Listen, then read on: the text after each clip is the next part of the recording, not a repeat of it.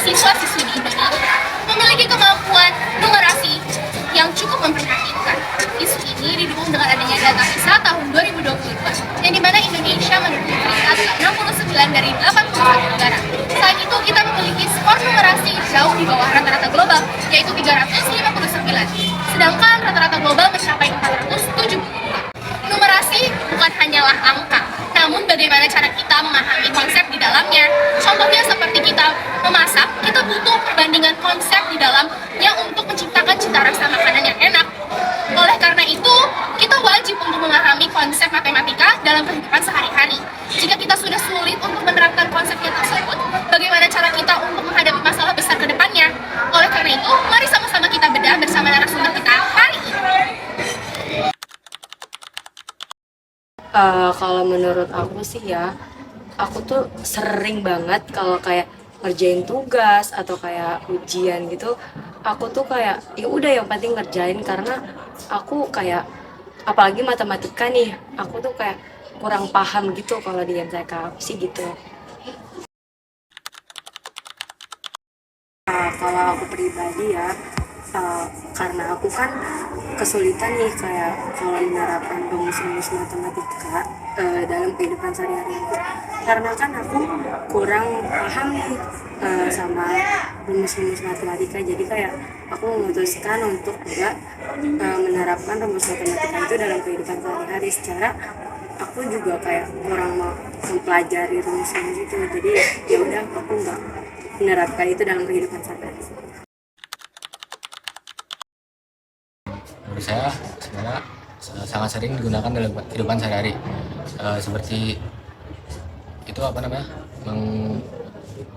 menghitung pengeluaran saat pergi bermain, terus juga digunakan saat pergi berbelanja. Nah, yang kedua itu yang buat saya sulit mengerti matematika, karena soal matematika itu sangat sulit dimengerti, juga soalnya terlalu abstrak, matematika itu hanya terfokuskan ke dalam soal, terus dan pengerjaan soal itu.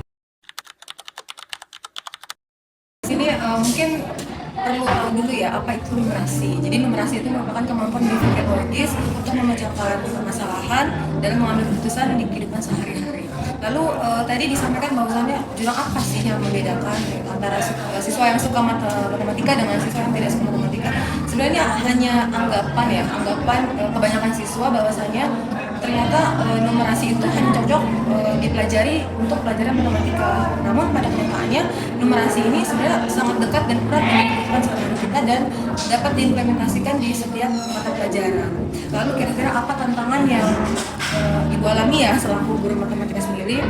Tentunya tantangannya banyak di sini, tapi secara garis besar tantangannya adalah bagaimana sih menciptakan pembelajaran di kelas atau proses KBM itu yang menarik minat siswa untuk mau mendalami atau mau mempelajari numerasi secara lebih mendalam dan dapat diimplementasikan di kehidupan sehari-hari serta di mata pelajaran yang lain.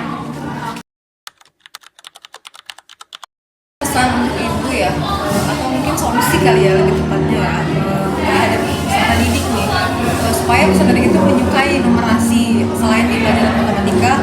Di sini pertama tentunya dari gurunya sendiri ya, itu harus memberikan pemahaman. Sebenarnya numerasi itu cocok loh diberikan untuk semua mata pelajaran dan di semua lini kehidupan gitu. Setelah pemahamannya sudah didapat oleh peserta didik, namun lalu apa solusinya nih? Kemudian solusinya adalah dari gurunya sendiri, bagaimana mengemas sebuah pembelajaran itu supaya siswanya itu menarik terlebih dahulu. Nah, setelah siswanya paham, kemudian pembelajaran menarik dan relate dengan kehidupan sehari-hari, selanjutnya tentu kita memberikan motivasi dan semangat bahwasannya jangan takut salah gitu, coba gitu, karena pembelajaran itu kan tidak selalu benar gitu ya, ada salahnya.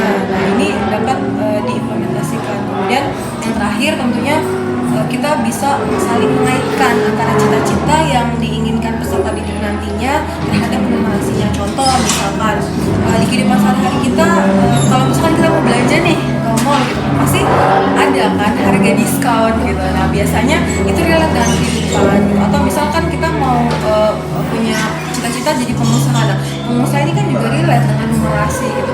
Gimana cara kita bisa lihat statistik pasar gitu kan, kemudian bagaimana nanti pendapatan dan pengurangannya dan sebagainya.